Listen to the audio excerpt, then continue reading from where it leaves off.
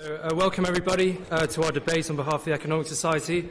My name is Chris Dan. I'm an undergraduate here at the LSE in the Government Department, but I'm also the Head of Research for the Economic Society's Research Division and co-organiser of tonight's event. So on behalf of the Economic Society, I'd like to thank you all so much for being here this evening. We are incredibly excited to get this debate underway, so I'll try my best to keep this introduction brief. But just to go over a few logistical items, firstly, while the debate is not being live streamed, it is being recorded as we speak, and so we'll hopefully have that posted on our YouTube channel within the coming days. Secondly, we would love to have as much publicity for this debate as possible. So for those of you who want to tweet or share this on social media, the hashtag we're going with is dismal sciences. And the Society's own Twitter tag and Instagram handle is at LSE SU Econ Soc. And thirdly, whilst our usual speaker events are typically an hour and a half and not 2 hours, please do remain seated for the whole duration of the debate.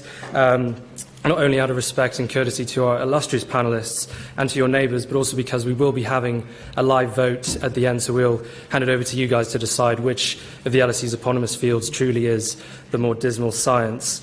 And finally, just to clarify the structure of the debate, we'll have a brief introduction by our chair, followed by 10 to 15 minutes per speaker. We'll then have a panel discussion followed with a Q&A session with the audience, and then to conclude we'll have the live vote. So we've scattered a bunch of QR codes around the theatre, and that should take you to the poll at about 7:30 p.m. during the Q&A session, so that's when it'll be live. So if you could, at 7:30, please start making your way over to that link. That would be more than appreciated. Also, there might be a code. This is the first time we're doing this, so if there is a code, then it's dismal with a capital D. So that's the code for the poll. So now I'd like to introduce our absolutely incredible panel for you this evening. So starting with our chair, we have Professor Sir Tim Besley, who is not only the W. Arthur Lewis Professor of Development Economics, but is also School Professor of Economics and Political Science. Professor Besley has not only been a previous External Monetary Policy Committee member at the Bank of England, but is also the current President of the Econometric Society and a Commissioner on the UK's National Infrastructure Commission. And having completed his doctoral studies at Oxford, is one of the world's foremost and leading political economists, bringing political phenomenon back into the mainstay and mainstream of economics. So we are very grateful that a person as felicitous as Professor Besley could be here tonight to chair this debate. In the economics corner this evening, we have Professor Oriana Bandiera, who is the Sir Anthony Atkinson Chair in Economics and also Director of the Suntory and Toyota International Centre for Economics and Related Disciplines, otherwise known as STICKED. Professor Bandiera is a leading development economist, having been awarded fellowships at the British Academy and the Econometric Society, and was also the first woman ever to be awarded the prestigious Carlo Alberto Medal in 2011, which is awarded to a young Italian economist under the age of 40 for their outstanding research contributions to the field of economics. And joining Professor Bandiera tonight is Professor Ronny Razin, who is also a Professor of Economics here at the LSE in the Economics Department and also co-director of the Economic Theory Group Programme at STICKED. Professor Razin is also a leading political economist himself, completing his doctoral studies at Princeton, and is also founder of the online platform and crowdsourcing tool Voxter, inspired by his prominent research and work on models of group deliberation and decision-making. So moving on to the political science corner, we now have Professor Simon Hicks, who is not only the Harold Lasky Professor of Political Science in the Government Department, but is also the new Pro-Director of Research at the LSE. Completing his undergraduate and master's studies at the LSE himself, Professor Hicks is one of the world's leading researchers on European and comparative politics and has won prestigious awards for his contributions to political science, ranging from institutions such as the American Political Science Association and the British Academy. And finally, joining Professor Hicks in the political science corner is Professor David Soskice, who is also School Professor of Political Science and Economics.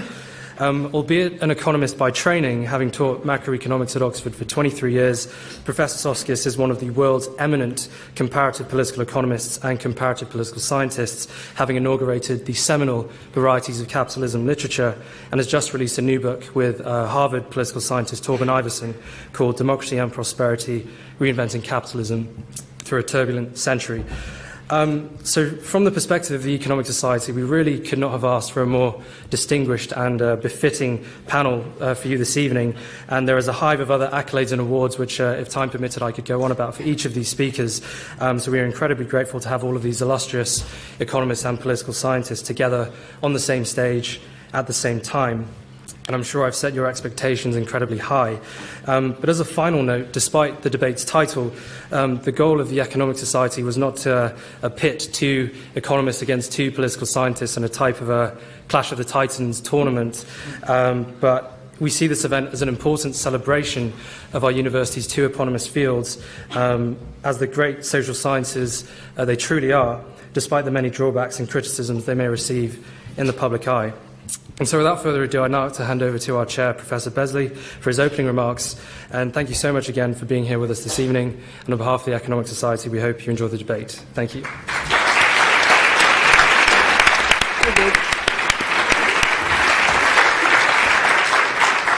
Well, thank you very much, Chris, and congratulations to you and the Economic Society. I was chatting to Simon before the event, and we were convinced, had it been the director of the LSE who tried to organise this, they'd have had a lot less success in getting a panel of 5 together than you. So well done. And don't underestimate the pull. Don't underestimate the pull of the students as a body to whom we're always very keen to engage. Why do we have such a bad reputation? Many economists and political scientists I know are very nice people indeed. I'm married to an economist, so I can't think they're that dismal after all. But we do have a reputation, and I'll begin by thinking a little bit where it comes from before I hand over to our panel to elaborate. I have to say it's a very good job I'm not on the panel, because when I saw the title of the debate, I thought my job would be to convince you that economics is indeed the most dismal science rather than the opposite. But there are, I think, pretty good reasons why the reputation of economics and political science and their dismal nature is well-founded. And that's because, and this is something I've experienced, by the way, in some of my own policy engagement, is that they both talk about constraints, those constraints being about why things that otherwise people might think are good ideas don't happen. So very often, when it's an economist in the debate, they will remind people that things cost money, and that if you have more of something, you might have to have less of something else.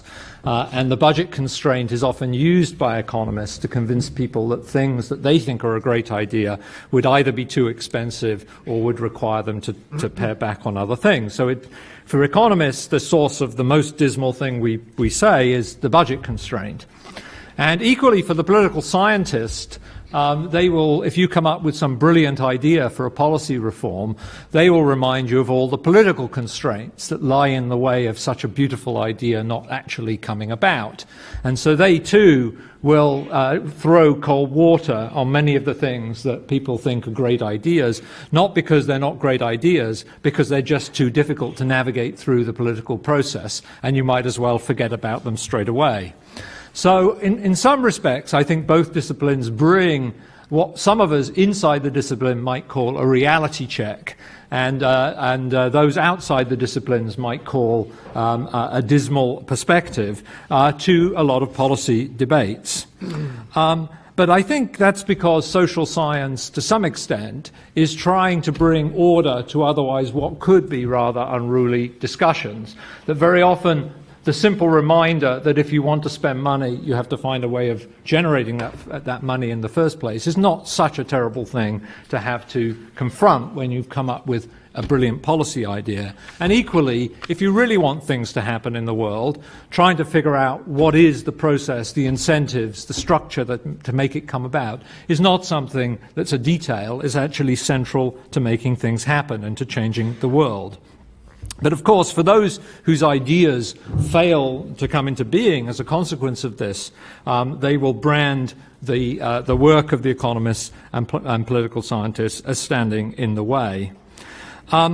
So I think that's in a way, for me, the starting point.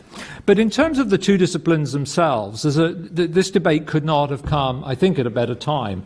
There is a stronger dialogue and interaction between economics and political science, I think, than there ever has been in my lifetime. The two disciplines diverged at some point historically and really kept their distance from each other. And actually, in the period I've been at LSE, one of the wonderful things that's been happening is much more interaction between the government department and the economics department. We have joint seminars. I know we have a joint degree program as well. But I think the level of interaction and engagement between the disciplines is probably as great as it's ever been. And I think that's why this debate this evening is so apposite.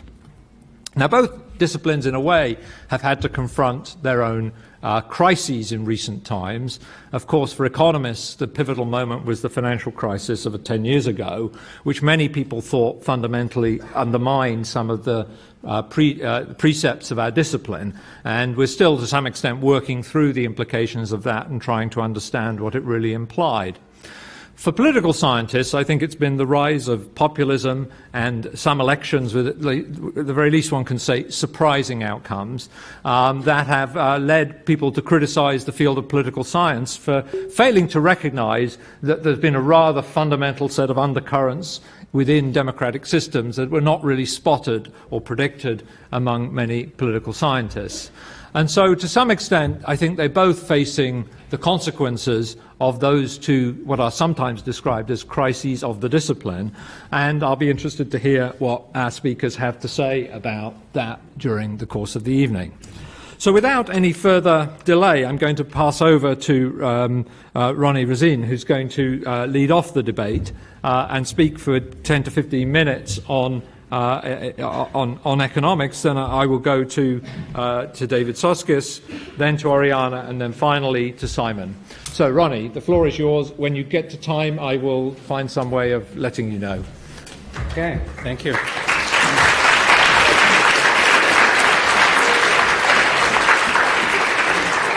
So I think I should start by thanking Chris for putting me and Oriana in such an impossible position, because one of the differences between economists and political scientists is that they can talk and we can't.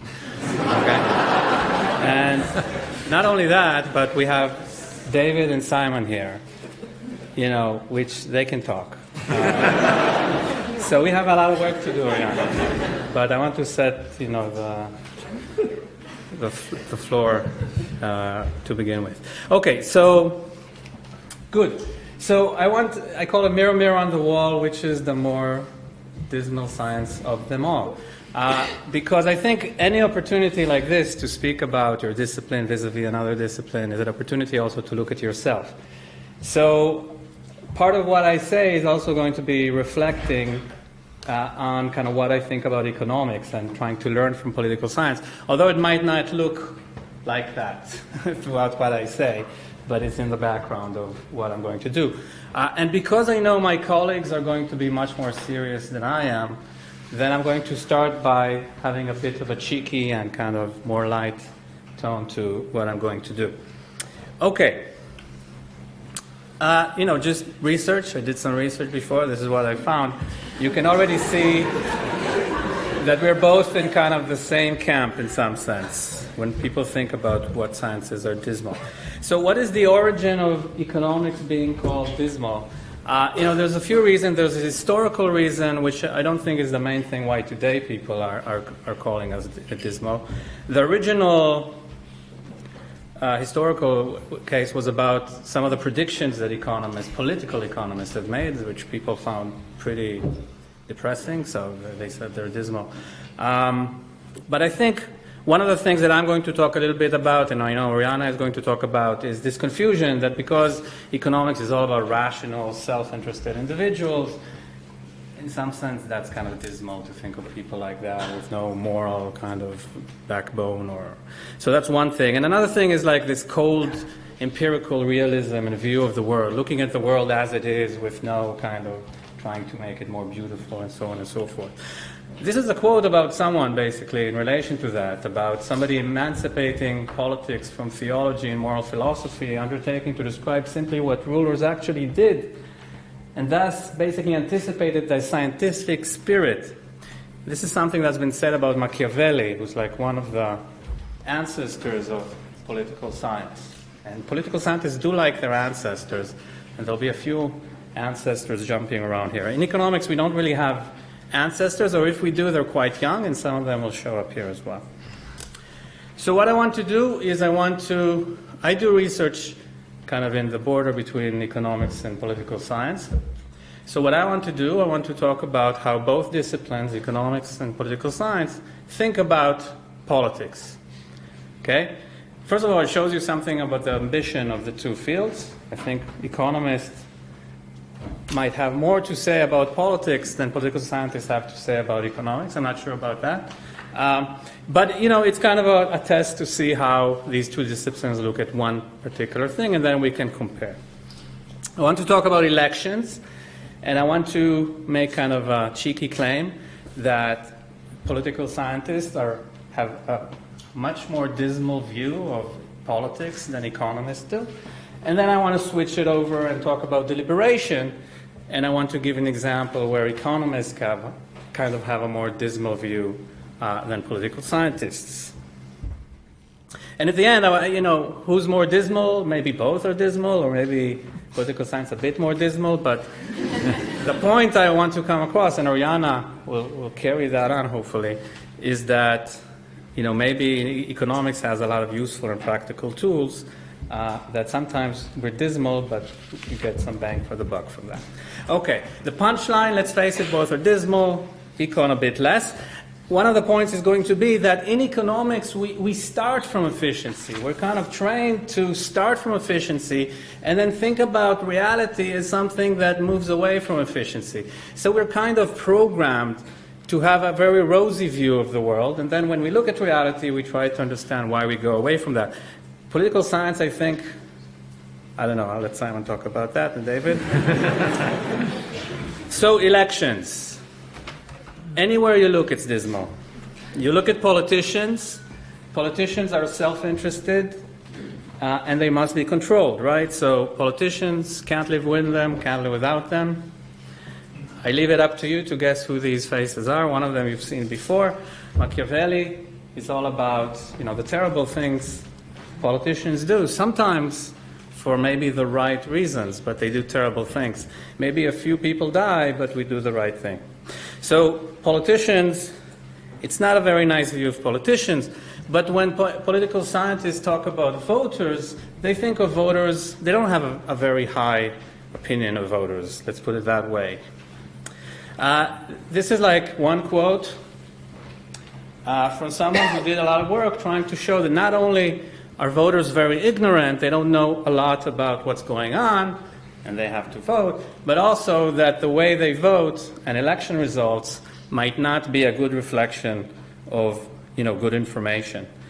So he's famous for some papers about how shark attacks affect election outcomes, how random events such as shark attack can affect election outcomes, and if that's true, we shouldn't trust elections.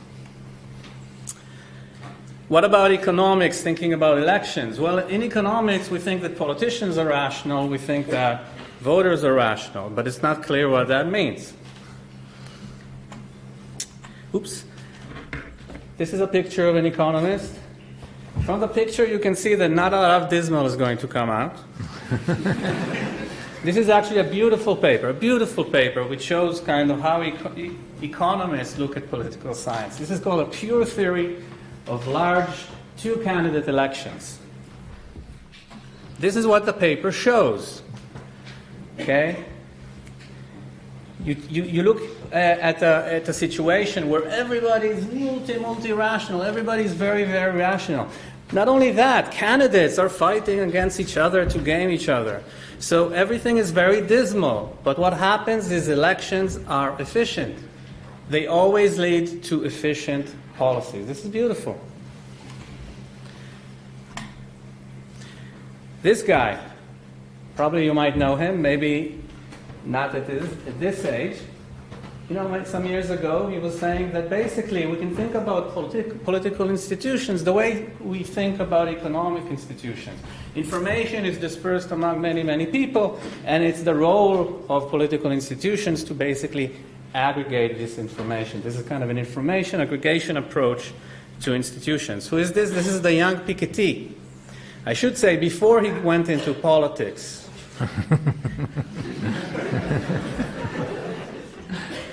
So another example which is related is this information approach.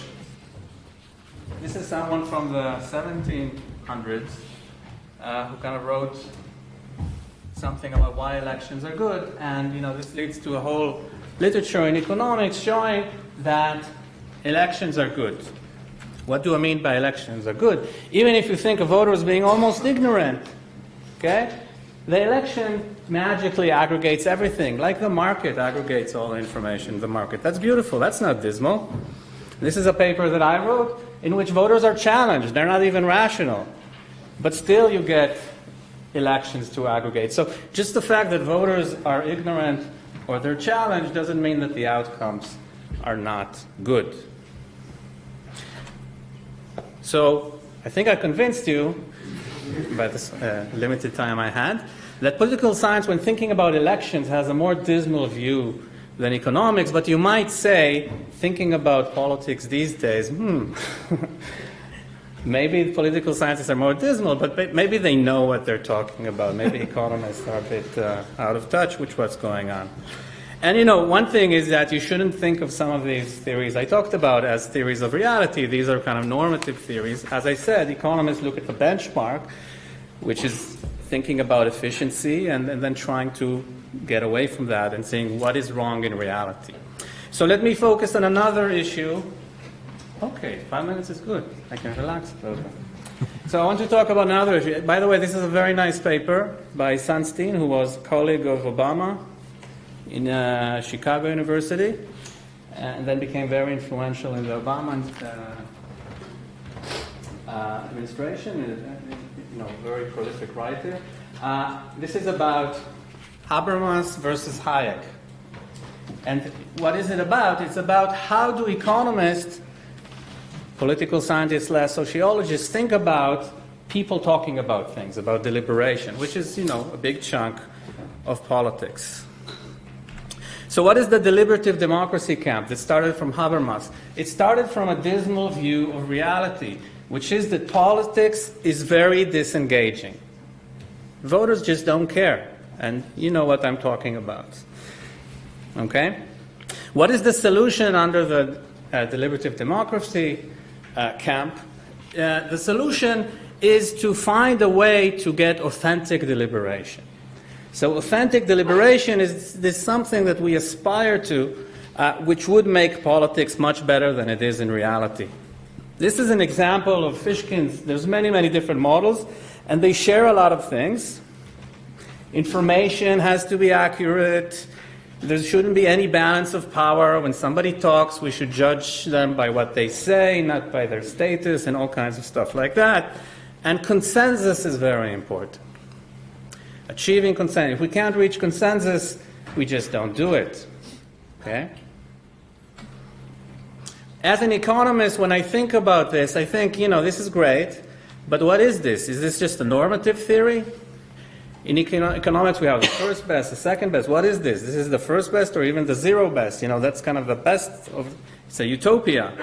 It relies heavily on people being sincere and, on the culture of things.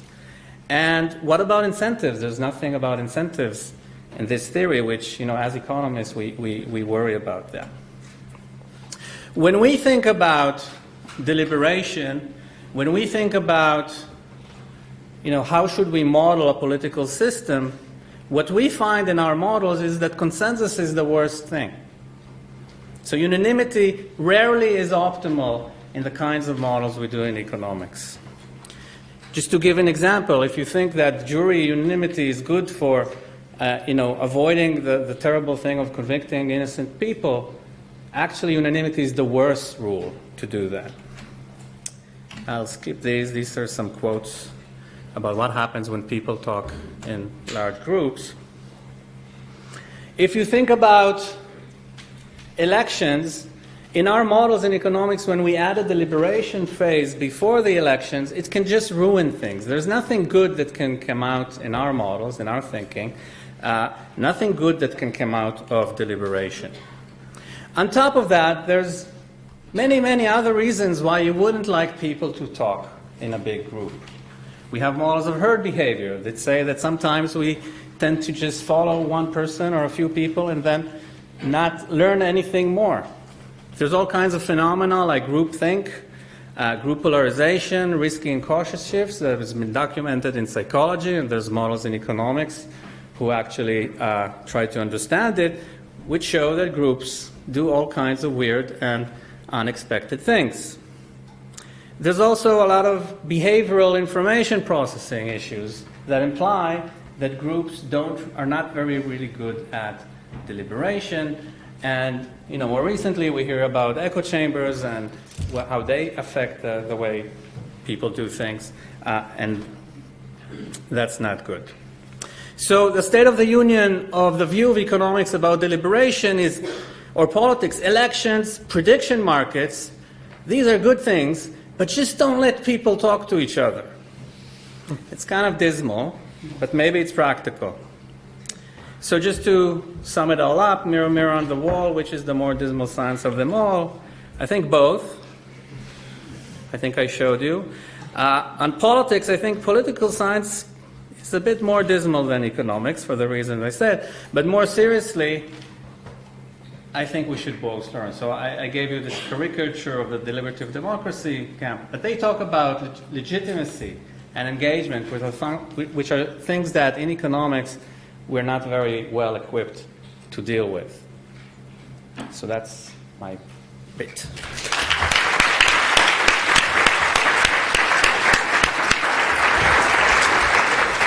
Great, thanks, Ronny. I'm going to hand over to David. David doesn't have any slides, so he'll talk from this place here. Okay, very good. Very good. Okay, well, thank you very much. I'm not completely sure what I'm doing here.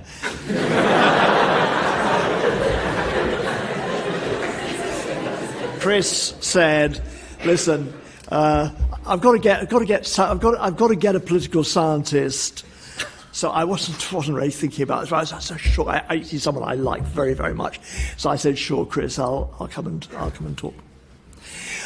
Half of my career was spent teaching macroeconomics in Oxford, and then I was lucky enough to get to run a German government research institute in Berlin for 12 blissful years. Imagine moving from Oxford to Berlin, where my job was to try and work out what was the difference between the way the German economy works, German capitalism works, and the Anglo-Saxon world. That was great. It sort of completely took me away from doing the type of economics I'd been doing. But when I came back, I was then sort of parachuted into, well, political economy and therefore a political science department. So I've become a political scientist, but my identity is very unclear. It's made even more. So Tim is married to an economist. I'm married to a feminist legal theorist. So I feel sort of all around the shop as far as students are. And then I saw that there was going to be a debate between economists and political scientists about which was the more dismal science. So I'm really, really sorry. I can't take part in this debate because it's all down to me then, I guess. This is really embarrassing. I don't think that either are dismal. I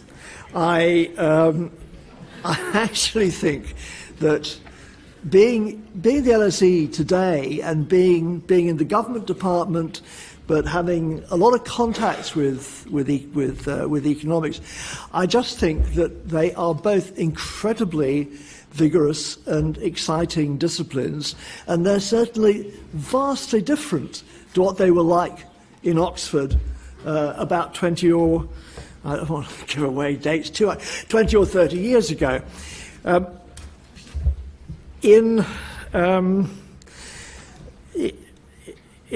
At that stage, economics was much more theoretical than it is now. And political science, well, if you're an economist, you really thought it was quite embarrassing to get to. It wasn't called political science, it was called politics. If you're an economist in Oxford in the 1970s, it was sort of embarrassing to associate with politics people because they didn't know about mathematics or anything like that. They weren't analytical. They did studies which were pretty descriptive studies of institutions, the House of Commons, and so on and so forth. When I look back at that period from now, I'm just seeing this massive transformation. It's a transformation which is relatively similar in both political science and in economics. We're now in a world which has got an absolutely mass of empirical data. We can get on almost anything we're interested in. We can usually find pretty fascinating statistics about what's going on. And secondly, the way statistical techniques and computing has developed means that we can take that data and say really interesting things about just a wealth of subjects. And that's as, I mean, maybe there's more of this in economics than in politics, but in both political science and in economics, I see these really sort of exciting developments in just about anything, actually, in the way companies behave, in the way markets behave, in the way governments behave, in the way in which people's careers develop, how gender politics works, how families work, how voters work, and so on and so forth. We've got access to so much data now that we can get hold of data, we can pose really interesting questions because we think far more analytically, at least in political science now, than people used to 30 years ago or so ago, and we can answer those questions. So I think that far from either of these disciplines being dismal, we're actually in a great. This is just a great moment in time when there's still a lot of questions left to be answered. This is a great moment in time to be doing either political science or economics, or better still, and this is the other thing which has really happened, political science has become much closer to economics. And this is, the LSE is really a great place for this to be taking place, because there is much more interconnection at the LSE than there was in Oxford or anywhere else I've been, actually, between economics and political science. So all those things are all pushing, as I would see it, in the right direction, and in pretty exciting ways if one goes back comparatively. Now, of course, you can't possibly just be optimistic. I know I've got to say something. I've got to slag off one or both of these disciplines just a little bit. So I'm going to slag off both of them. And I'm going to slag off both of them in two two different ways, and say what I think really are the problems which we need to get more to grips with. The first is, just as political science and economics have indeed, I think, got close together, that's partly been at the expense of other disciplines. So, in my view, history is a whole, whether it's a discipline or whatever it is, but it is really it's a great pity that we don't study history in a more integrated way with the way in which we study these social sciences. I think that there are all sorts of problems which come because we don't have a good historical, and I would say historical and institutional background to what we work on, so that there are some areas, for instance, I'm very interested in why there is such a high degree of punishment, or such a severe degree of punishment in the United States compared to the United Kingdom. United States and United Kingdom, pretty similar countries in all sorts of ways. Yet you need to know a lot about the historical development of the United States to understand exactly how institutions developed there historically, to really get to grips with being able to put down really sharp models which you can then test. So that's one big problem which I think occurs both as far as political science and as far as economics is concerned. Okay, how many? That's perfect. Okay, let me get to what I see as the big problem. I think that political science and economics, let me talk a little bit more about economics, has been totally incredible in the way in which it's opened up a huge range of micro questions, not just microeconomics, but social questions and so on, and answered them in incredibly interesting ways because we now have the data, and we're very good at building simple models to try and understand what's going on. So those are all the areas which I was talking about before. I think they've been really opened up. The big problem is macroeconomics. And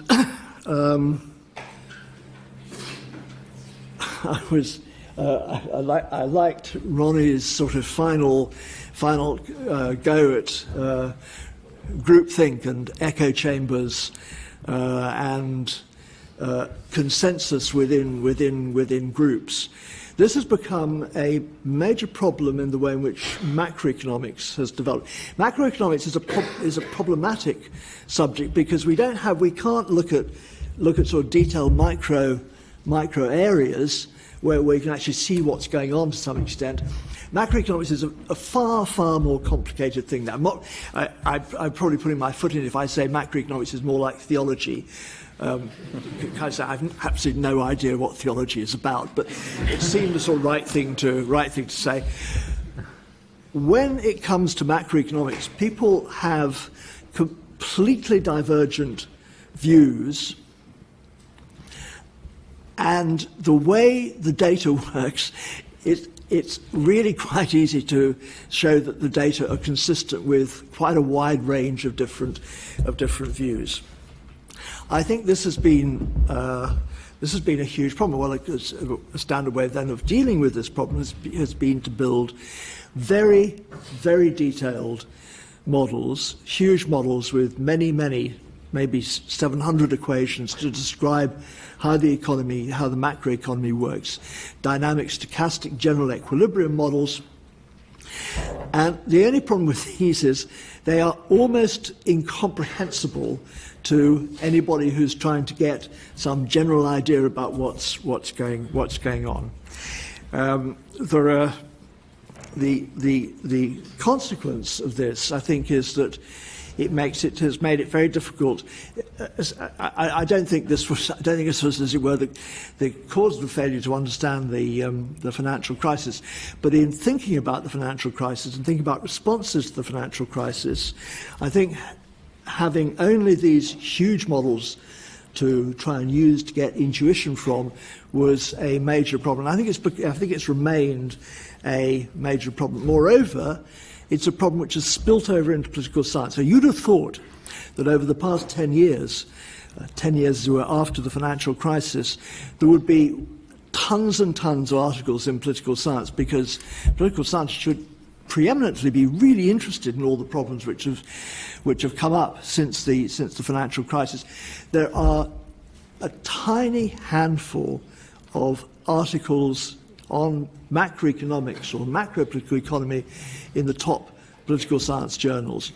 And that's because political scientists, now, can I just say, political scientists are not dumb. I mean, I know some economists may have their views about political science, but political scientists are not that. But confronted with these massively technical models, most political scientists simply say, not for us.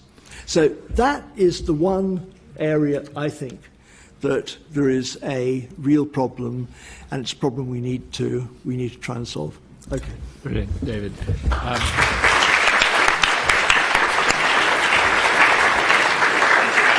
I'm going to hand over to Ariana now, but I must admit, all the economists on this panel are microeconomists, so when we get the debate going, I'm going to have to ask Ronny to defend macroeconomics.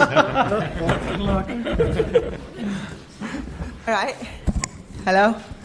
Thank you so much for inviting me. I never assisted to somebody talking, sitting down, and nobody looking at their phones. I'm never going to be as good as that, so I'm going to ask you to take out your phones, actually. I'll use them for my own lecture. So, I've suffered a lot in my life when taking exams. Who doesn't suffer taking exams? But my particular problem was that I never really read the questions. And so I did kind of the same here until I spoke to Ronny earlier today, and he told me, we have to say something about dismal. I was like, okay. So there he goes. I went to look at it. Dismal. Obsolete, disastrous, dreadful. Thankfully, that's obsolete, so I don't have to defend that one. Second, showing or causing gloom or depression. So that's a bit hard. I have to argue that economics does not cause gloom or depression. Third, lacking merit. I think that I'll have an easier time. But let's start with the first. Let's start with the hardest stuff first. What do you think? What's happening here? All right. What do you think economics is? Because in order to understand whether we think that economics can cause depression, we need to understand what economics is. So I told you, you can take out your phones. Take out your phones and either use that text or go onto that website and write the first word that comes to mind that you associate with economics. Don't write two words, otherwise it doesn't work out that well.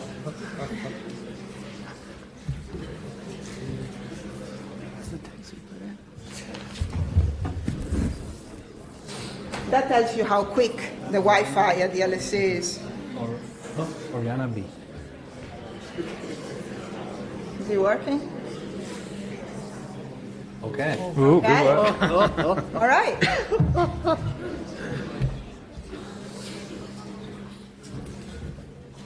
Okay. Yeah.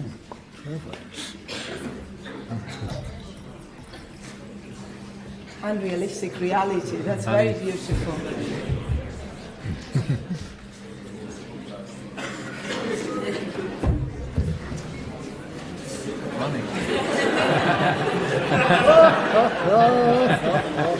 Did you text that? Thank you for those who write development.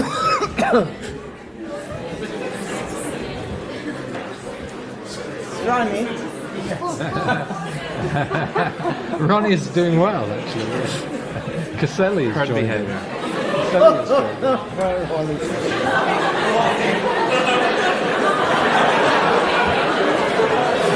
Coordination. Tim.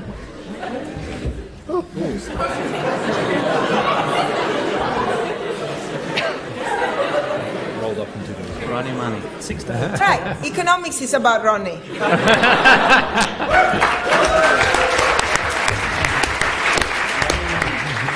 That is a lot closer to what economics is than the normal answer which I get, which is money, which in this case is the second most common one. So if we take away Ronny, we're left with money and we're left with nothing. How interesting. Okay, Your laptop? Yeah, there we go. Yeah. there we go. Right, so that's what economics is. According to most people, economics is about money. Now, being an economist, a micro-applied economist, I believe in data. So I took, thanks to some colleagues who have put this data set together, the 5 top journals in economics. In the last 3 years, 1,000 articles published in these top journals. These are the top words in those 1,000 articles. Sadly, there is no Ronny, but it's only the title. It's only the titles, not the authors. But there is no money there. There is not much money, there is no forecasting, there's not all the standard macro things that we associate with economics. So what's going on here?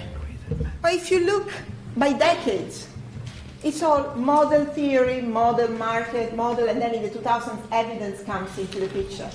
There's not really topics there. There's not really money. There is markets, there is price. But the main words are about tools. So the thing that we tend to forget is that economics is first and foremost, as a science, is a tool. It's a tool that gives you a systematic way of thinking on how people make choices to maximize their happiness, and nobody ever thinks about that, under constraints. And that's what people normally focus on when they think about dismal. Okay? But you have to take both sides of the equation. We aim to understand how people try to achieve what makes them happy, given the constraints that they face.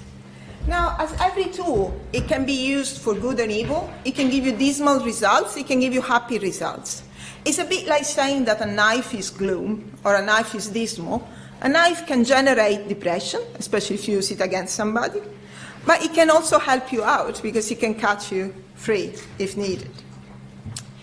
So economics, these are, if you read certain newspapers, such as The Guardian, they define economics with values, such as markets are God, normally, but you can also say markets are good. Economics doesn't necessarily assume that markets are good. As Ronny said, we start with the optimistic view that markets lead to efficient outcomes, but actually most of economics is about how that doesn't happen and how that can be fixed. Also, assumptions like selfishness. Okay? We don't always assume that people are selfish, but we often do. And the reason we do that is, as I will explain earlier, because it makes life easier. But before talking about topics, let me just give you an overview of the most recent Nobel Prizes. It's nothing really about money. It's about all the things that we think economics should be about.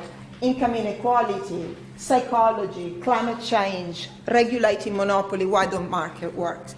And mind you, Nobel Prizes are not given for the last clever thing that you did. They're given for the work of a lifetime. So if these prizes have been given in the last 5 years, this is for work that has been made in the last 20 or 30 years.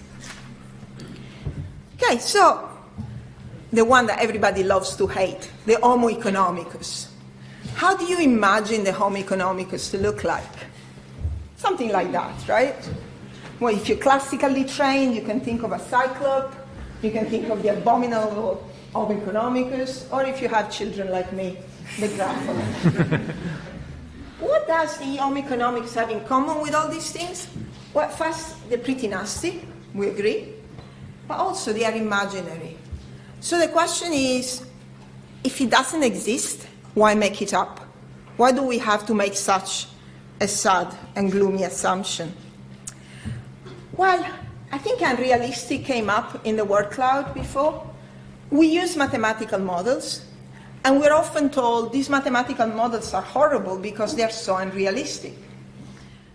Actually, we do that on purpose. So if you think that economics is dismal because it's unrealistic, that is a feature of the models because they are used to make sense of a very complex reality. This here is my favorite example. You probably all know the London Tube, right? The London Tube, if you don't look at the map of the London Tube, it actually looks like this. It's not very useful, that map, because it's really hard to read. Look at that. That's much better. Is it realistic? Not at all. The Northern Line is nowhere as straight as it looks in the map. That's how the Northern Line looks like. It's sloped. Okay? Many of the other lines go all over. Many of them overlap. So if you look at the tube map that we use every day, it's not realistic at all. But it makes our life a lot easier because it gets rid of non-essential details. Right? Now, that's a good model. Not all assumptions are realistic and not all assumptions are innocuous. A bad model that gets rid of essential details, in this case the station names, makes it really harder to navigate. Okay? So that's what the assumption of self-interest does. In most cases, it's pretty innocuous, and you can just go on with it and it makes your life a lot easier. Of course, if you're trying to understand why people give to charity, and you assume self-interest, then you're in a case like this. You're not going to go very far. Or if you go far, it's bad news because you got terribly lost. Now, that was my attempt at telling you that there's nothing causal in being an economist, in economics showing on causing gloom, because it can be used for many purposes. And the most important purpose, according to me, and the reason why it does not lack merit and is not particularly bad, is to evaluate policy. Okay? So policy evaluation is the main thing that economists do. Now, policy evaluation is typically thought of as an empirical exercise, and in most cases it is. I think what sets economists aside from other social scientists, not political scientists, because this is another field, is the theory that's behind the policy evaluation. In order to understand which effects policies would have, you have to understand how people will respond to them. Often, many policies are done by wishful thinking. We don't like inequality, let's take away banker bonuses. The bankers make way too much money. That creates problems. We know in 2008 the whole thing went belly up.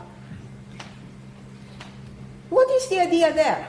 Well, the idea behind banker bonuses is that the bankers are paid too much by some metrics, so let's take the bonuses away.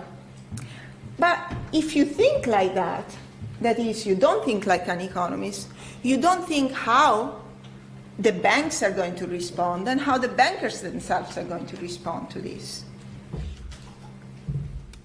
So the aim was to reduce inequality and risk-taking, but eventually removing banker bonuses actually results in more of both. How do we understand that? We don't. I'll tell you how we understand that. You have to think, why do bonuses exist in the first place? They exist because banks maximize profits. They're selfish. I guess we can all agree with that.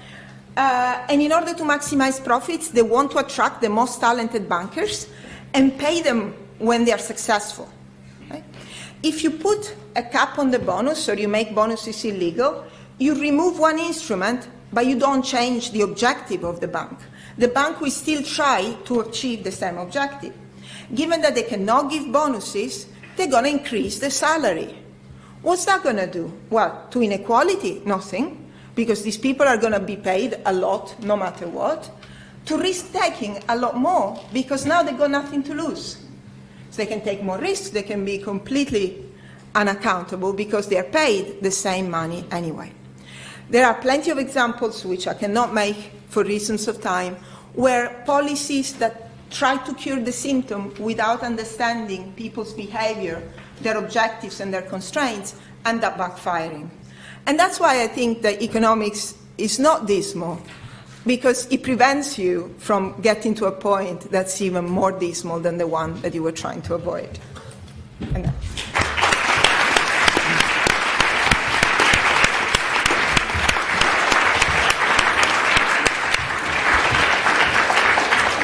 Fantastic. Thank you very much, Oriana. And our final speaker is Simon Hicks, and then we'll go to the next phase. Thank you. Simon, same ground rules. It's okay. Did you? I think it's okay. Should be there.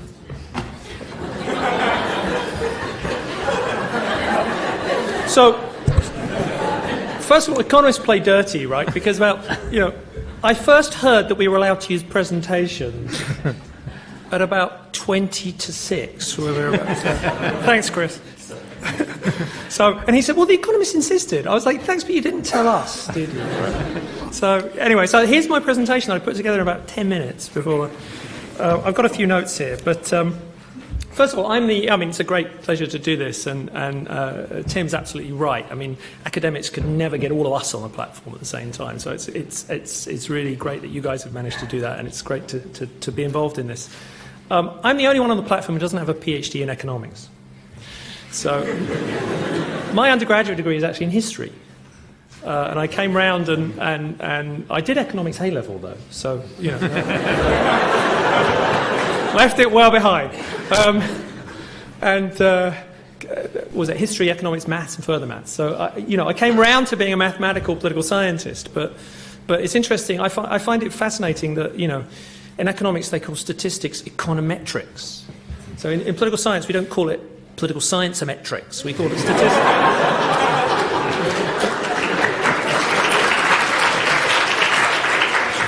Okay, we'll get back to that.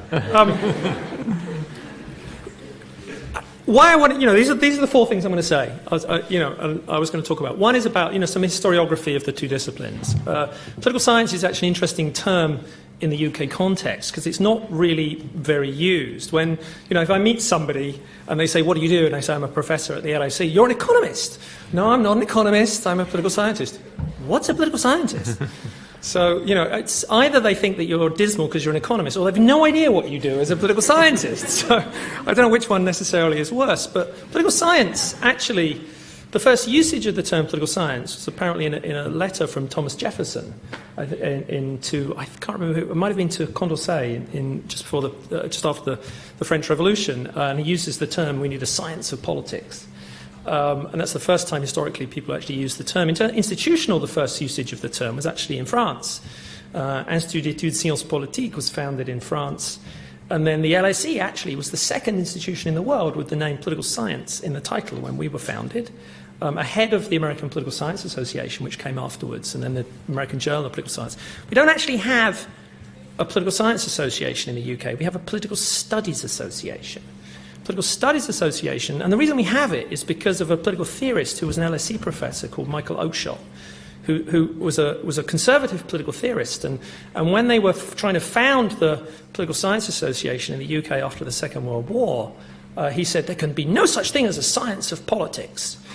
Politics is a subject that we study. There can't be a science of politics. And it's interesting when we think about the debate about can politics be studied as a science. If you go back to that era, it was people on the left who thought that you wanted to study politics as a science, because you wanted to study it empirically and theoretically to challenge established policy status quos. And people on the right said, no, you can't study politics as a science because we already know all the answers to politics, and you guys are, you know, trying to make it up as you go along, pretending that it's a science. And so it's interesting. We still don't have a political science association in the UK, and almost very, very few departments of politics in the UK are called a political science department. And so, you know, I've been here for 21 years. Periodically at the LSE, we have an argument about should we rename the Department of Government Political Science Department, and we have a debate, and then somebody points out, probably like Patrick Dunleavy, well, the department at Harvard's called Department of Government, and everyone goes, oh, okay, fine.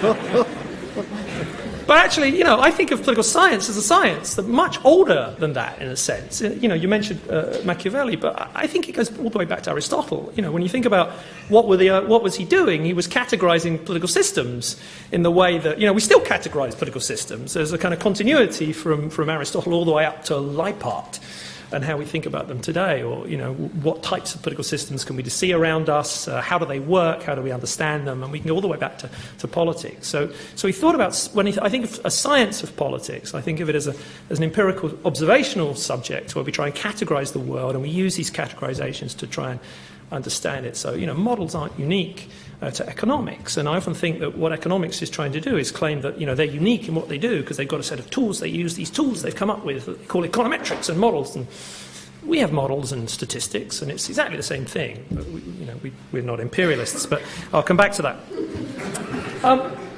I think one of the unique features one of the key differences, I think, about economics and political science when it comes to us understanding the social world is I think political science is much more sensitive to context.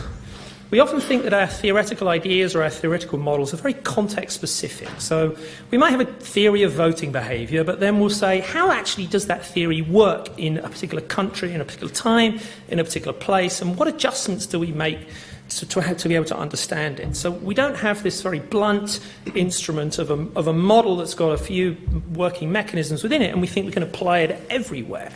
I think it's changing considerably in economics as economists are starting to be more sensitive to other disciplines and contexts and trying to understand why their theoretical models don't work.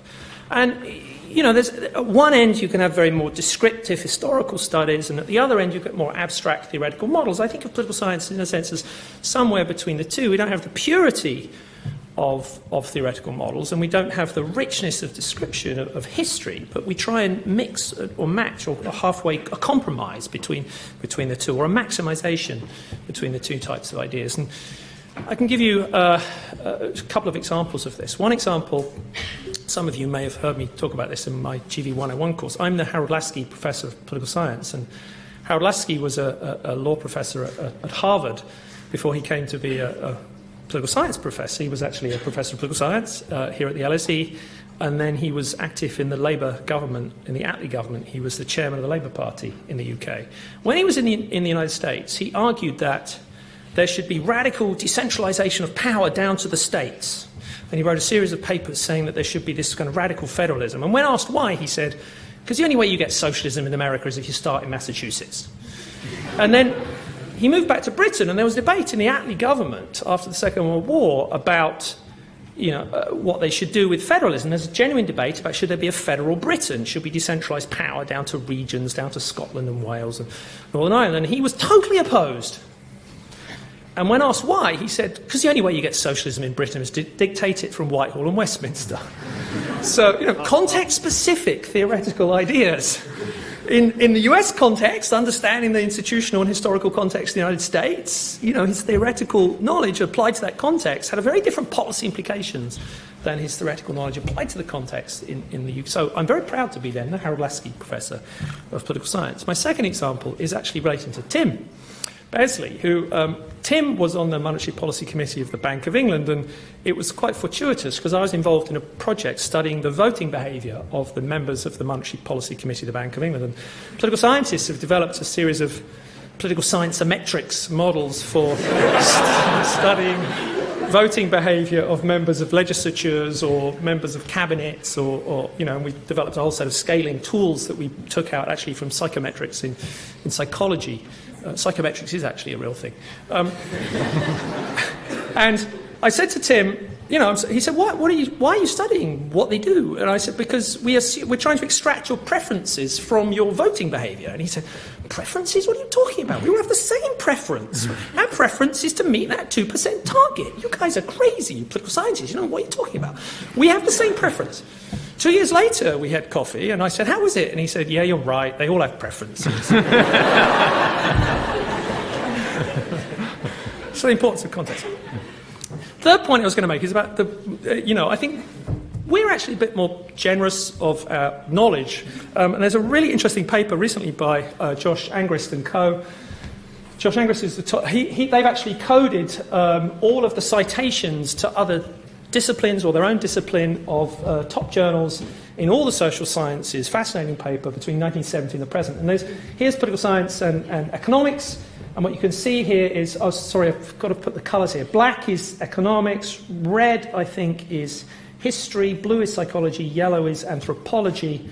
And you can see how green is political science, black here is economics. So you can see how the citations to economics from political science have gone up over time and are now the most cited discipline outside political science in political science journals is economics, and actually in economics, the most cited discipline outside economics in economics journals is political science. But Angrist, who's a top economist, econometrician, look at the scales on this thing.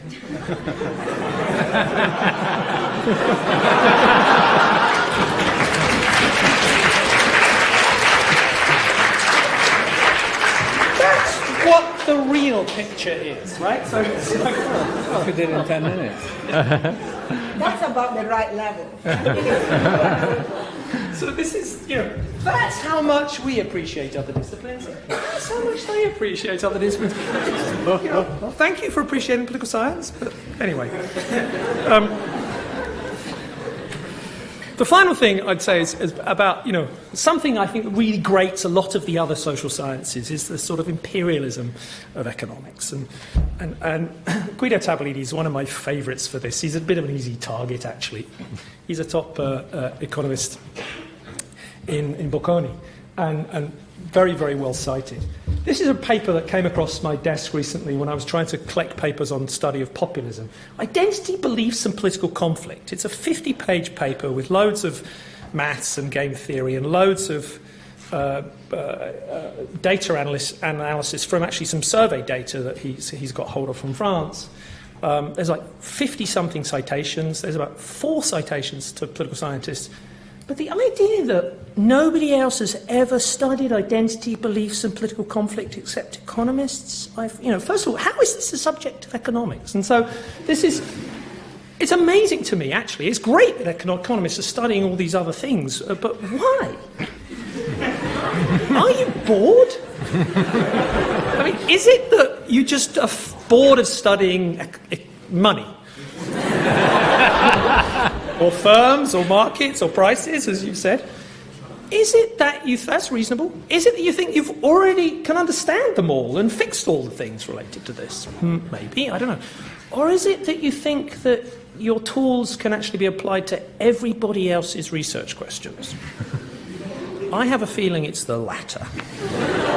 But one thing I would say, look, I love economics. I love political science. One of the great things is the cross-fertilisation between the two disciplines. One great example of this is, in political science, we used to hire a lot of economists like David because we kind of felt that they were so great and we're not as good as them.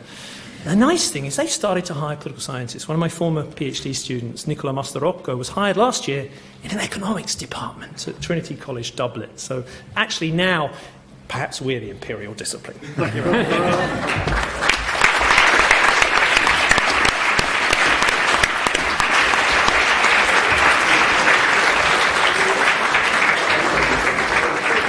Okay, so what we're going to do is we're going to have a few minutes discussion and debate among the panel, and then we're going to throw it out to the audience. There will be roving mics at that point, and you'll have an opportunity to make your own brief interventions on the topic of the evening. Let me put up their slide again, so they're not looking at a blank screen. I kind of was beginning to make notes myself about kind of where the balance had come from and what points were made, particularly what critical points were made. And it struck me that actually there were many more points made that were critical of economics and economics making points that were critical of political science. So I'm going to start with that, picking up on that. And first of all, there's no reason to think there'll be any takers for this. But David issued what I think of as quite a powerful critique of the direction that macroeconomics has gone in. We do have two microeconomists on the panel. Are you just going to hang macroeconomics out to dry and accept that it's, we can dismiss it as a sub-discipline of economics? Or are you going to try to weigh in favour of macroeconomics? I thought we would say we'll all agree that macro is the most dismal of all. We can finish early, no? Yeah, okay. So no defense from Ronny. No. What about from you, Ariana? Are you happy to dump on macroeconomics? I was trained as a macroeconomist. I never understood it. So I think... Can I ask a question? Yeah. Is it that it's just really, really difficult? No. You know... No, I mean...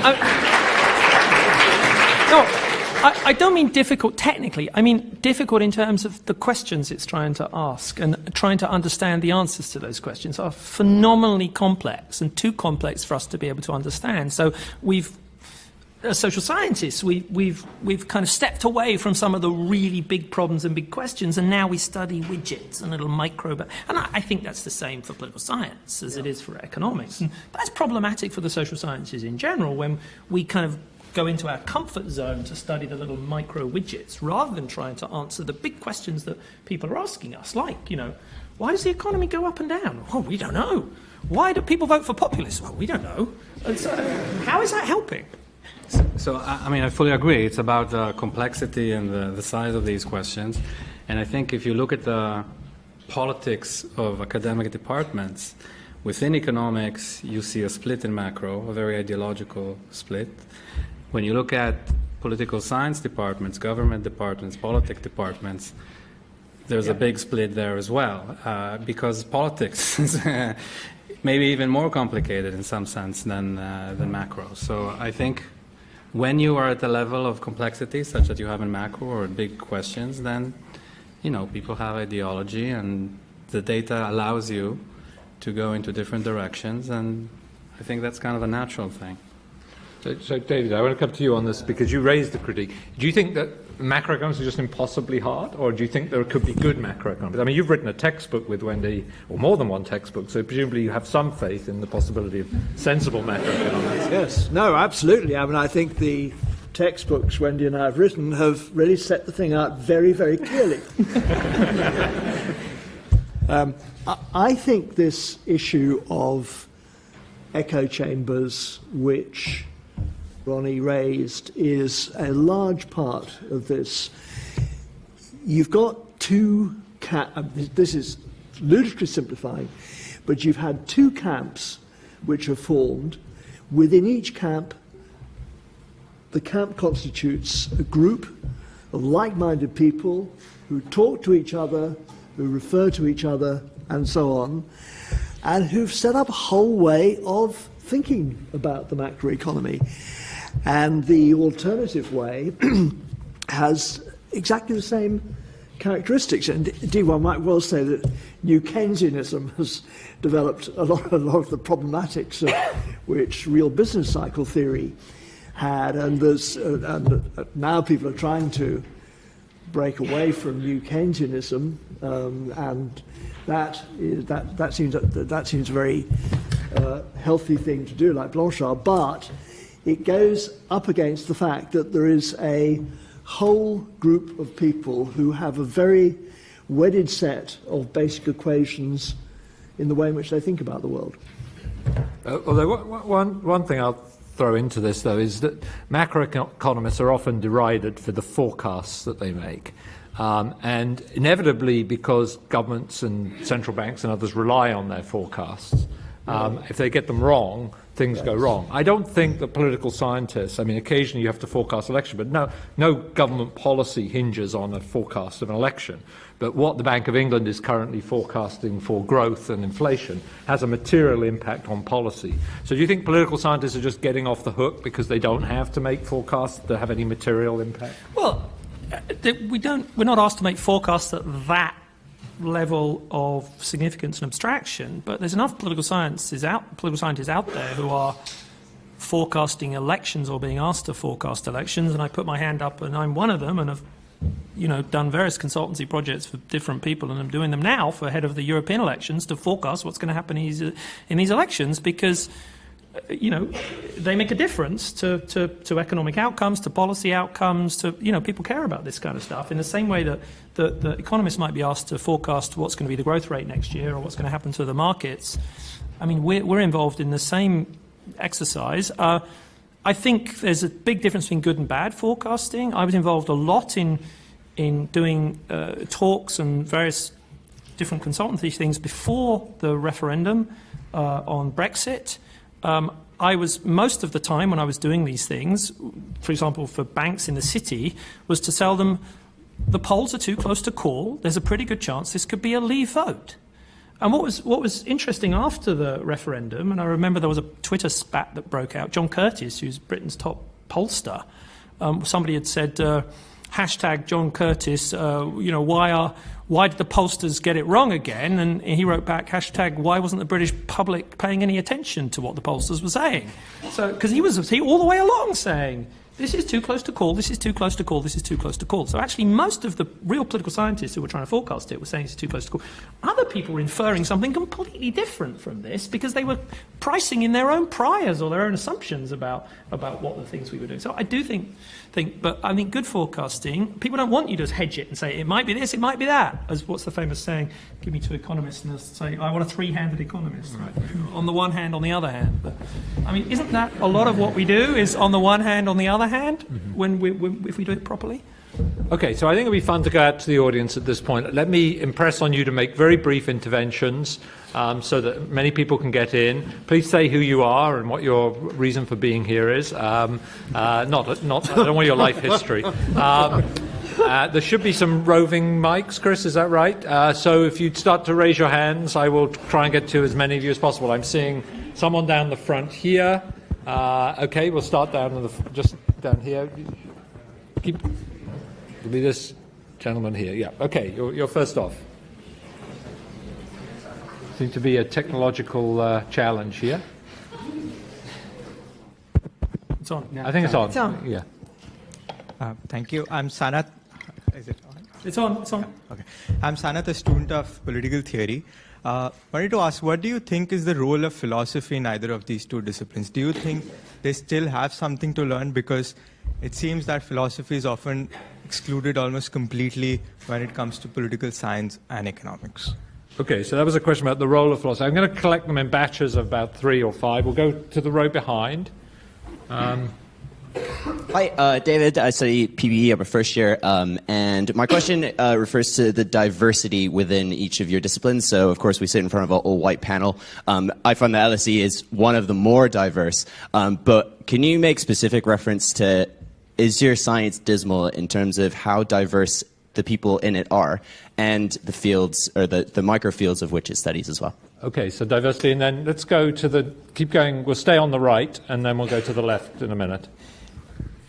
Hi, my name is Elena. I'm in the School of Public Policy. Could you please each defend your discipline's ability to make prescriptions as opposed to descriptions? Okay, so prescriptions. Okay, let's go to the panel.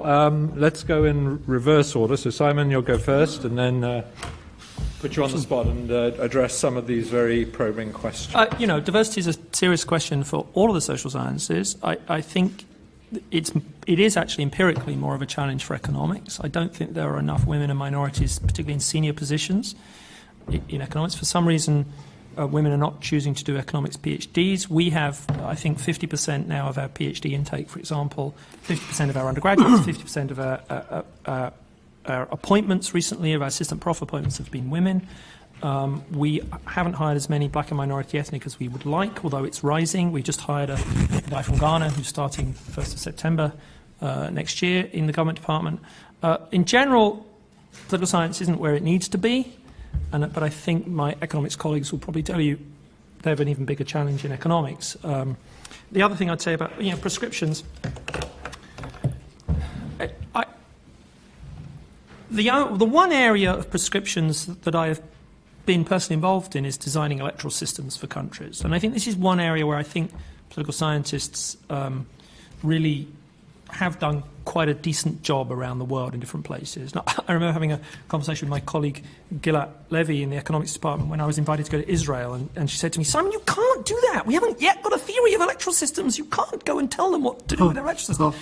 And I said, "Gilad, can't you think of it as like, you're in the Middle Ages and the prince comes to you and says, 'Build me a bridge,' and you can't say, 'I haven't figured out particle physics yet. I can't build you a bridge.'"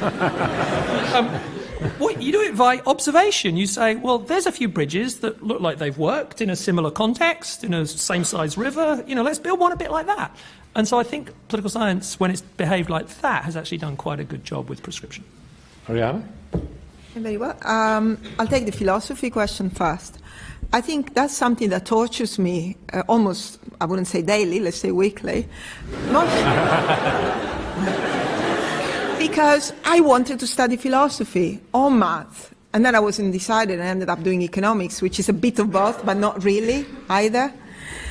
I think it has a much smaller role than what would be optimal, in my opinion, mostly because our incentive system is such that we rush about, try to produce articles without thinking that much outside that little box of ours. It's become very specialized. If I had to criticize economics, it's not because it's gloomy, but because it's really, really specialized. And that, of course, leads to great productivity at the loss of the bigger picture, I think. I think people very rarely stop and think of the bigger picture. And that's a bit related to what Simon said about Guido's paper. Guido's very well read, but sometimes we reinvent the wheel over and over again, because we forgot what the people before us have done. On diversity, of course, I have to say something about diversity. Diversity is an issue. It's an issue that often is cured, again, by wishful thinking. They say there are not enough women in economics, hire more professors who are women in economics. There are no professors to be hired. We have to look at the undergraduate level, why don't enough girls study economics? And in my opinion, one of the reasons is that economics has the worst PR in history. We don't know really what economics is. We don't go about telling people what economics really is. I think if we did more of that, maybe we would have a more balanced applicant pool, because economics is about development, is about discrimination, is about parity and inequality. So that should attract a more diverse pool. So just very quickly on the role of philosophy. I think a lot of the philosophical questions which are really relevant to the social sciences, questions about equality and democracy and so on, those are questions which have been taken over by political theory. And when you look at philosophy, the types of issues which philosophers are now concerned with are very much more technical questions. A lot of them are to do with the brain and consciousness and things like that, which may increasingly become questions which will move over into both economics and potentially politics. But I think it's really political theory which does most of the original questions which philosophers used to be concerned with. Ronny, do you have something to add? Yeah, first of all, I mean, these are three excellent questions that hit at, very weak points. These are three very good questions that, hit us at very weak points. I fully agree with diversity. I mean, there's hardly anything I can say because it's really a bad situation, I think. In terms of philosophy, I would add to philosophy a lot of other things that we're lacking in economics, like history, for example, that's been mentioned here. And agree with Oriana that we tend to be sometimes too narrow-minded and to go forward, leaving stuff behind. And that's why I really like, because I myself engage with political scientists, and there are two types of political scientists. There's the ones that are like me, but they're unfortunate enough to be in a political science department. And then there are the others. Both types I enjoy, but I get a lot from, but especially the ones who are further away from me that I really learn from, because they actually know stuff about history, about institutions. I mean, it's amazing the kind of knowledge and insight that they have, that if you don't go around to other departments, you just don't get it as an economist, and sometimes that affects the type of work you do. The last thing, which is prescriptions versus descriptions, is another excellent question. I think there's an imbalance in the sense we talked about earlier, that as economists we have kind of more opportunities to do prescriptions, but that's for good and bad. Sometimes we overdo it, and sometimes we're hit when there's maybe we weren't hit as hard as I thought we would by the financial crisis, but now hopefully there's a political crisis, and I think the predictions of Simon and his friends might be called into question. The rise of populism is good for business for us. Because I'm not sure the financial crisis was necessarily good for business for you guys. Listening to that, I'm reminded of a story which I believe is true. I'm not going to name names, but there was a panel that when the zloty was first pegged against the Deutschmark after the fall of the Berlin Wall, there was a room of very distinguished people put together to decide where the zloty should be placed relative to the Deutschmark. And they went round the room, and most people were wringing their hands saying, well, I suppose it could be this, I suppose it could be that. And one economist said 1.62. And what was the answer? 1.62. Economists are often accused of an excess overconfidence in their capacity to answer questions. Okay, I'm going to go to the left now. We have a question down here. Hopefully some more coming up on the left-hand side. Okay, very good. I can see people here. Right, that one can go first, and then we'll come down the front. Okay. Hi, I'm Rue. I'm a final year Government Econ student, so however anybody votes tonight, my life is dismal. My question is are our respective disciplines still too young, or has enough time passed that we really should have come up with some answers? Okay, are our disciplines too young? Blame it on the children. Okay, come down the front, actually. We're going to come down the front. This person here has been quite patient. He was one of the first hands up. Hi, I'm Labib Hussain, second year politics and international relations student, and this informs my question. I think it was Robert Cox that said theory is always for someone and some purpose. And at the LSE, it's quite interesting. We have GV 100 and GV 101. For economics, we don't do Marx, Smith, Keynes, Hayek, we do economics. And then we have economic history. So, number one, is it dichotomous, political theory, political science? And who and for what purpose are economics and political science? Good. Now I'll take one more from this side. So we're going to go up to the back, and then we'll have another round. Probably have time for one more round. Good evening. My name is Dhruv Narayanan. I'm a first-year student of economics here. My question is around, the politics within academia in both economics and political science. There are often accusations made that within academia and economics, there's this sort of emphasis on making your papers, for example, very mathematically complex, and how that is seen as somehow a better paper, and how the politics within those institutions of academia has contributed to the wrong kinds of questions and the wrong kinds of methods being asked. I'm curious to know to what extent you think that's true within economics, and whether you think that's also a problem within the field of political science. Okay, we can have one. We'll take one question here. So if you bring the mic, and then we'll come back to the panel. Okay, just up on the right there. There, at that row here. Thank you. Hi, I'm Joy from the School of Public Policy. My question is, 50 years from now, do you think the two disciplines will be better fused, or will they still remain higher value as separates both interrelated disciplines? Okay, so will our disciplines achieve a harmonious marriage? Okay, very good.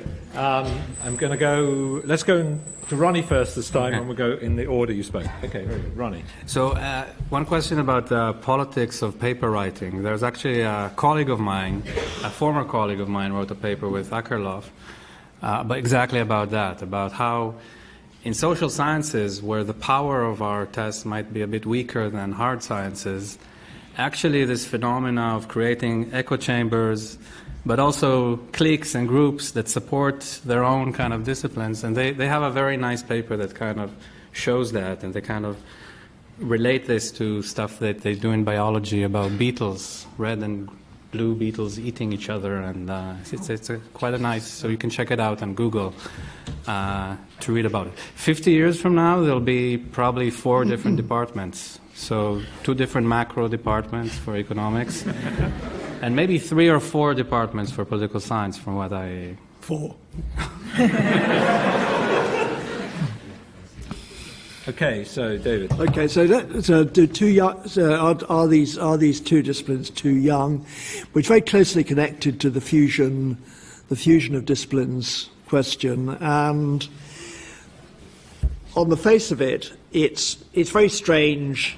If one came into academic life, it'd be very strange the way in which disciplines have somehow drawn boundaries around different areas of study without any very obvious reason for them. And I would have thought that political science and economics would very easily be 2 disciplines which could work well together. What is really fascinating is how extraordinarily difficult these disciplinary boundaries are to cross. That's to say, people have their careers in particular disciplines. They're the people who eventually run departments, and then they're on committees for that discipline. So actually merging disciplines, however good the argument for doing it, and I think it's a very strong argument for doing it, is extremely difficult thing to do. And it's not just political science and economics. It's economic geography is increasingly a discipline which has huge ramifications both for political science and for economics. But it would surprise me a lot if geography was to merge with these other disciplines. I think it's a real problem about the academy. Oriana. Yeah, I agree. Here we are economists and political scientists, but if you look around the LSE, there are many departments who should, some part of them, be together with parts of others. I work on poverty and inequality in developing countries, and hence I'm in the economics department. The people who do most of the work on poverty and inequality in the UK are in the social policy department. We talk to each other, but probably not as much as we should. On the papers and the incentives, again, it's a double-edged sword. I think the main cost of it is what I already mentioned and what somebody else mentioned, which is that we don't study the history of economic thought. We don't tend to look at the bigger picture. We go zoom in one particular area. But the most interesting thing is what Ronny was saying about myths that emerge. And you see this all the time. For instance, one of my favorite, so to speak, myth is that of gender differences. There are lots of papers. If you ask your average economist who's more confident, men or women, they're going to tell you men for sure. Now, if you look at all the experiments that have been done on confidence and overconfidence, on balance, there is no difference. In some experiments, it's the man, in some experiments, it's the woman, but whenever you find the man, you write it up in the title. When you find the woman, because it doesn't match the common prior, you don't. Talking about which, there is no rule here that girls can't ask questions, so let's not foster the stereotype and think of a question and ask it. So to me, I think, I'll say a few things. One, on the other disciplines too young. It's not necessarily that the disciplines are too young, and this relates to the incentives question, which is really about the fact that I think a lot of the disciplines are quite myopic in terms of looking backwards. I mean, It's astonishing how, when you just look at citations, people will not cite papers that are more than 5 years old. It's like we've stopped reading what we wrote 10, 15, 20 years ago, as if the people back then were just stupid. And maybe I'm just getting older, but I actually think that some of the things I did in the early 90s were quite good. I mean, it's kind of, you know, but nobody reads it anymore, and it's, you know, this is ridiculous, you know, and I do sometimes read papers and feel they're reinventing the wheel. I mean, I read a paper the other day in political science that was about, you know, they've got a new theory of support for political system, and you know, there's like an ideological basis of support for political system, and there's like an instrumental basis for support. I said they should go back and read Easton. He said this in 1965. I mean, they didn't even cite Easton. I mean, this was when I was an undergraduate, this was like one of the basic things they teach you about how to understand support for political.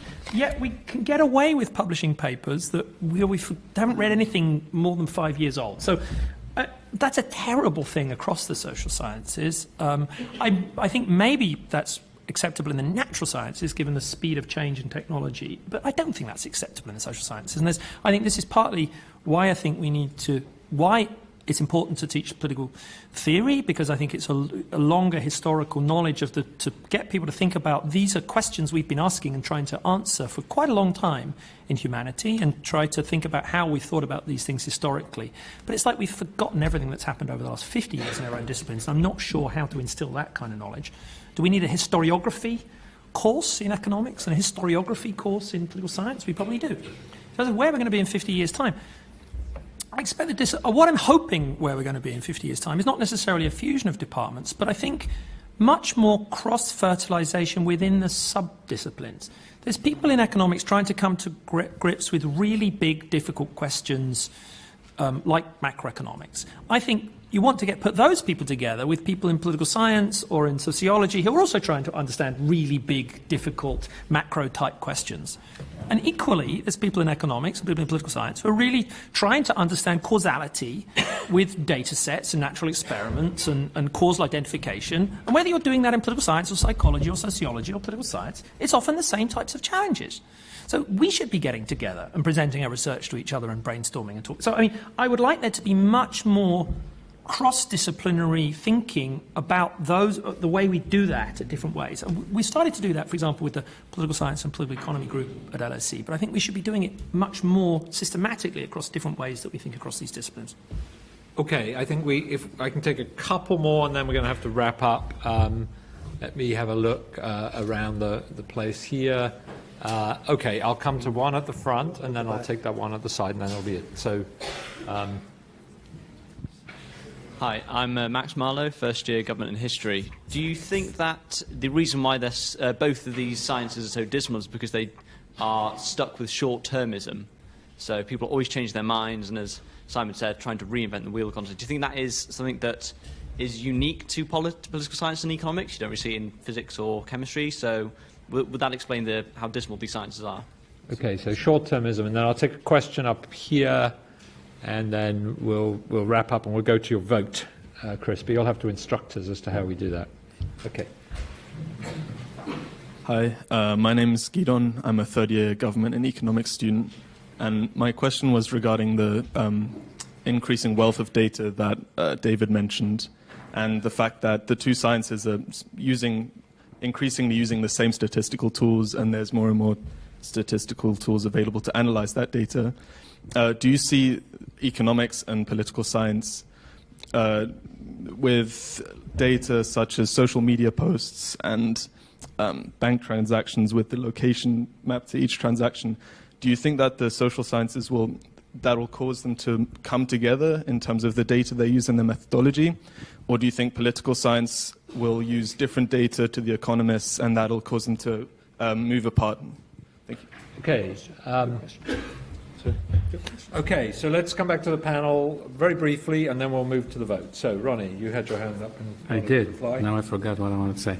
So, on the second question, I think that's an excellent point. And I think there is the hope, because in some sense we see it in economics. You know, in economics we have econometrics. But more and more you see things like machine learning, and things like that, that in some sense are taking us away from kind of the conventions we have about what a paper should be and look like, and it's also an issue of the standards we use about, how much sure we are about the causality or the model behind it. So for me, it's a double-edged sword. In a sense, I do see this hope that because we have all this big data, that will be some convergence of dialogue, because nowadays it's very hard to have a discussion between an economist and somebody from the sociology department. It's almost impossible. But the more and more you have big data and everybody would use the same algorithm to tease out some information that we probably won't understand, but I'll put that aside. There is scope for convergence, but I think it might come at some price. I don't know. With regards to, I just want to correct the tone of what's going on here. I think the issue of kind of the politics of publishing papers and whether you just think about short-term or your career or not, that we talked about earlier and you raised, these are legitimate issues, but I don't think there's too much to be concerned. I think every science, even hard sciences, have these problem, and I think on the average and the general, when you look at the papers that we churn out, and we do churn out papers, I think I'm very optimistic about in economics, but also the ones I read in political science are becoming better and better. The ones I can read, of course, the ones I can't read, I couldn't read. But I'm quite optimistic that it's okay, that it's not a big problem. So I just wanted to correct the tone of that. Okay, anyone else want to come in? Just very quickly on the data, so far it's gone completely the other way. The imperialism in economics is not mostly in theory, it's really a lot in data work. The economists, wherever they see data, they think is fertile ground for economics analysis. It would be great if we had other voices added to that debate, because we can always learn from other disciplines. On the big data thing, it's actually, there's the people out there that I'm worried about are not other social scientists, it's the natural scientists, it's computer scientists, it's teaching of data sciences in physics departments and computer science departments, and then them starting to be employed by government to answer questions like, how do we increase the usage of data in the NHS, for example, which is a big project at Imperial College. They haven't come to the LSE, they've gone to Imperial. So, this is the... and I'm meeting the Pro-Vice Chancellor for Research at Imperial tomorrow, and he's a computer scientist, and he, to his credit, says, we've got all the tech and you've got all the interesting questions. So he thinks there needs to be much more cross-fertilization between natural sciences and the social sciences. I think with the growth of data and the growth of machine learning and artificial intelligence and the usage of an understanding of these technologies and the usage of these technologies for public policy is a real challenge to the social sciences in general. So just coming in on a final comment on that, some of the work that's been done on using big data in the National Health Service, one of the central issues is the reaction of medical professionals to having their jobs taken over by machines. And that's firmly an issue in social science, whether or not medical professionals have the right incentives or not to pay attention to new technology. So I think it's a very good example of the fusion of scientific method with understanding how organizations work and how people in organizations work. Okay, what we're going to do in the final segment of this is to go to a vote. I'm not sure exactly what the proposition is, but I'll leave it to Chris to state it, and then you will have a chance to express your view, and Chris will explain how that works. So unfortunately the QR codes actually don't work, but we have a solution, so just bear with me. Oh no, it's okay, where's the text box? Is there a text box? Where is it? No. I thought you needed to whip something up a little more. I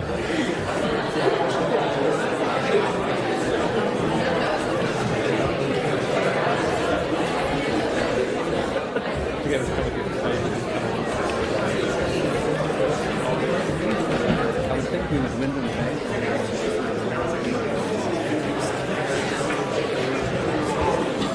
Okay, so you'll think it's just people's Yeah, sorry. So if everyone could please go to this link, and then that'll take you through to the live poll. And then we'll give you about 2 minutes to vote, and then we'll reveal the winner of the debate. But the question and the proposition is in the link. Sorry, so. excuse me. Could I ask you, Chris was explaining the procedure, so if you could just... Yeah, sorry.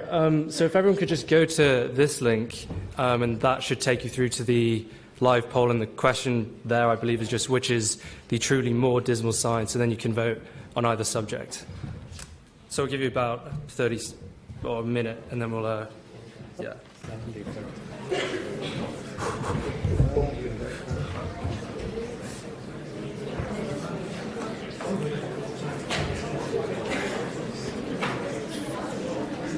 It's irrational to vote, by the way. Based on which definition of it? No, they enjoy it.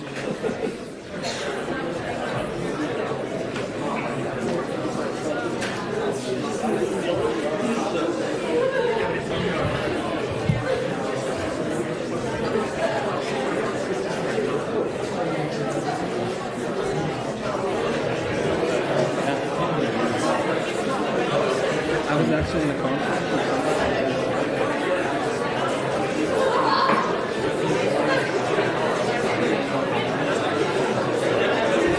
Years prior, we just didn't know. And it was basically my thing. He had no idea. Well, he was told he like 15 minutes before the talk to talk to somebody. He was ready for it, so he kind of tried to.